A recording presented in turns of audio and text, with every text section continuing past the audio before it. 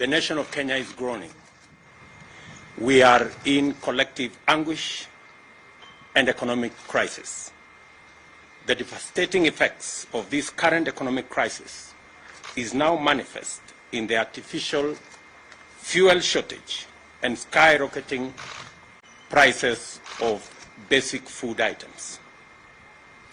Millions of Kenyans are witnessing in bewildered agony as fuel pumps run dry and queues grow longer due to this artificial shortage, which has already disrupted the entire transport sector. Kenyans are now forced to dig deeper into their pockets for bus fare, and border operators are being driven out of business. The skyrocketing prices of food items have pushed the cost of living beyond the reach of millions of Kenyans.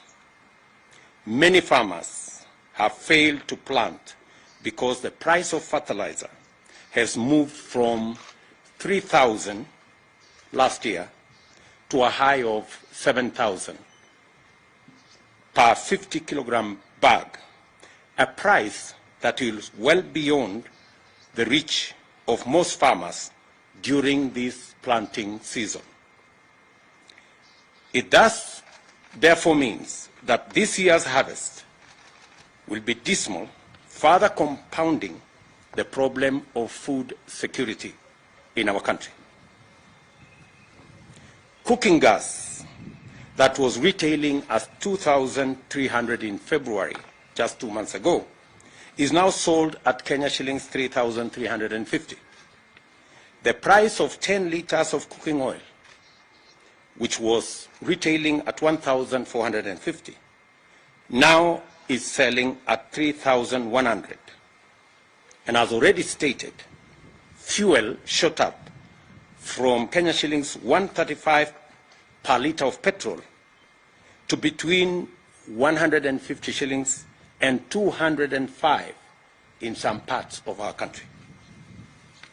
Hospitals that rely on fuel to maintain life support equipment are equally in a crisis. The government of Kenya knows that millions of households cannot cope with these prices.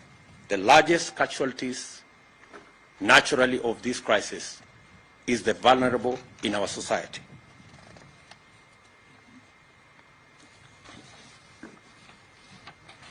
In the midst of the people's loud cries of agony, the silence of concerned government ministries is deafening, and their inaction is snowballing into a national catastrophe.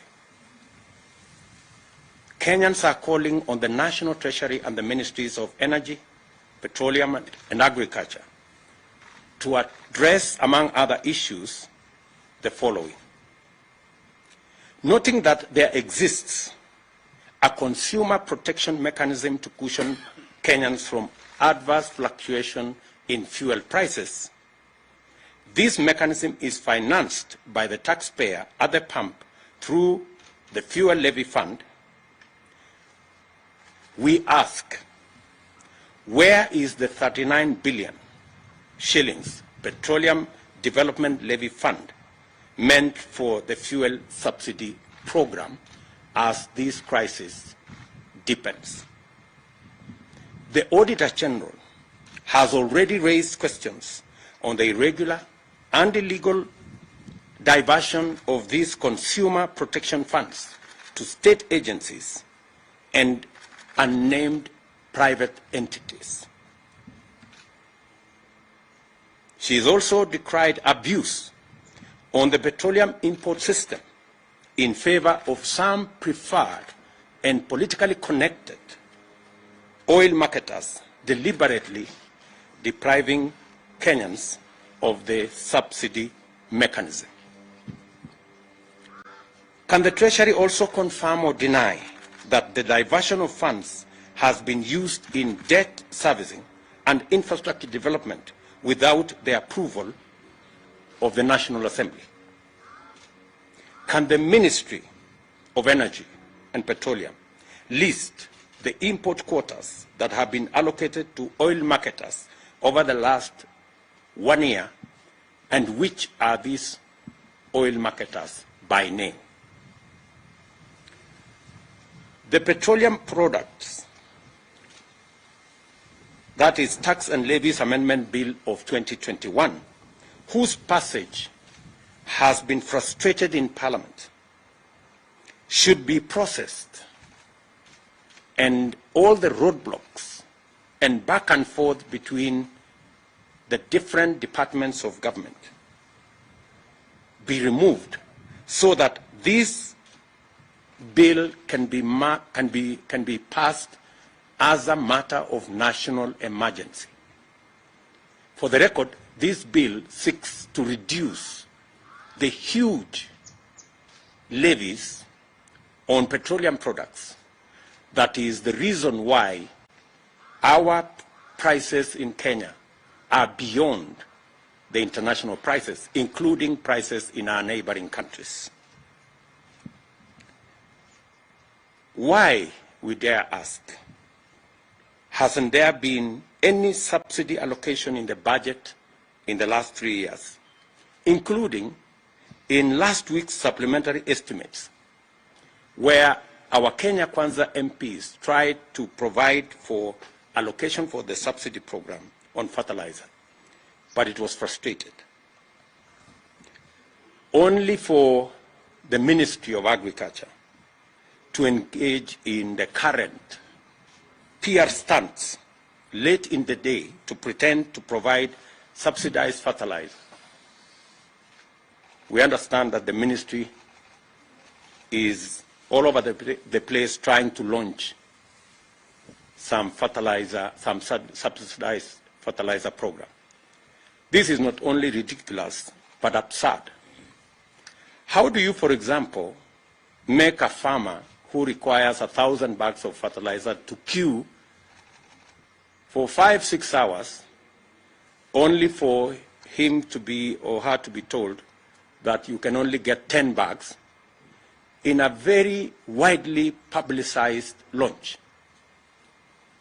I mean, if you're going to give 10 bags of fertilizer, please avoid the unnecessary launch. The high fuel prices are unprecedented and are not due to ordinary market responses to global crude oil price dynamics. Our problem is cruder and more local.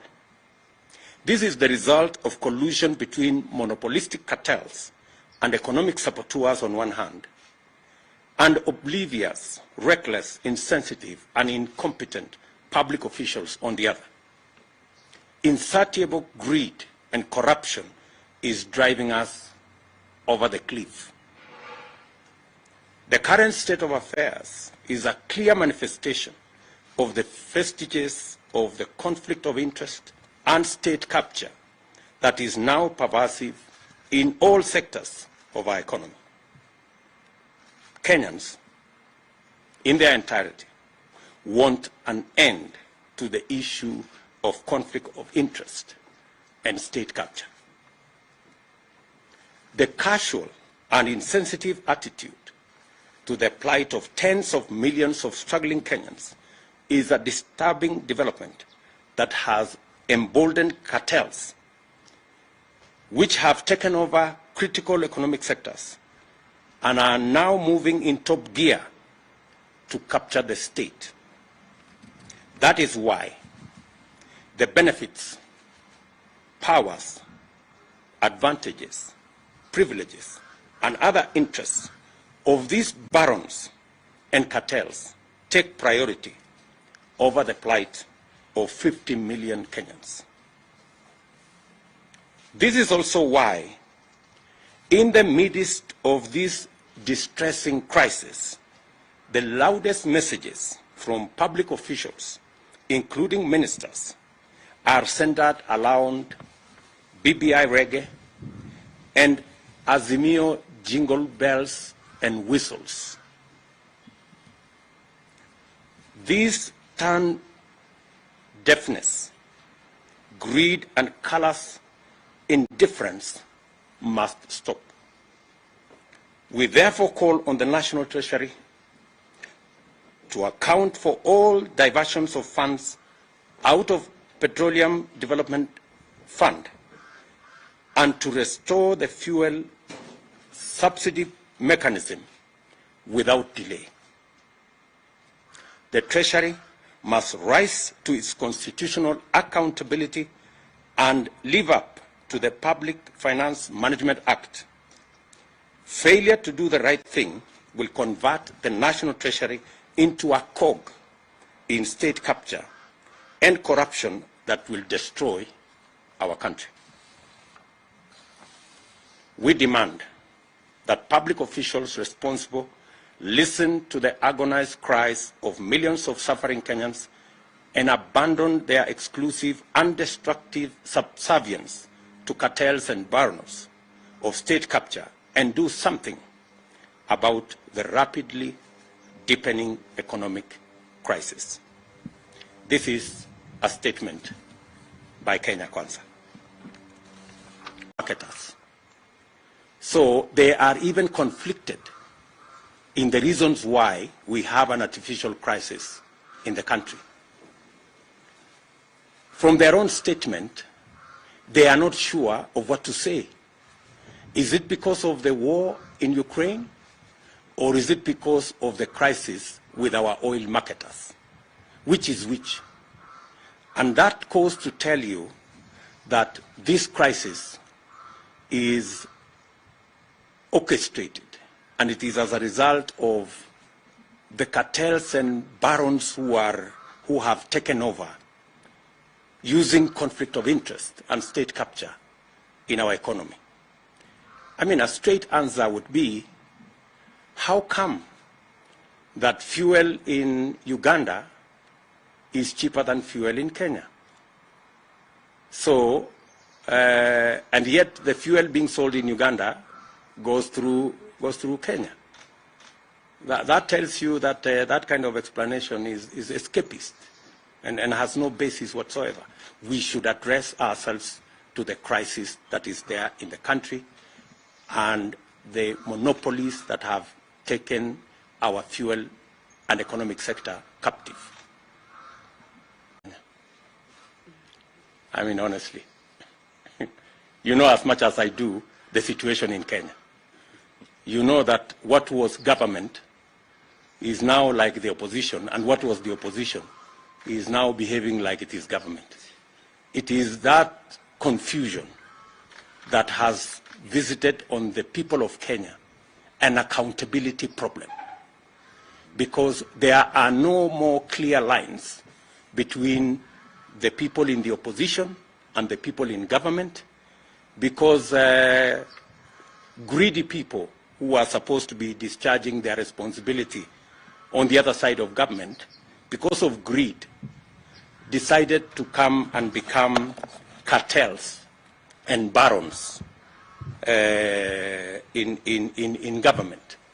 So the responsibility we are discharging here is because we believe in the citizenship of our republic. This is somebody else's responsibility, but we are forced to do it because we have the interests of the nation at heart, and we want the right thing to happen in Kenya. We would have chosen to keep quiet, but the crisis in Kenya cannot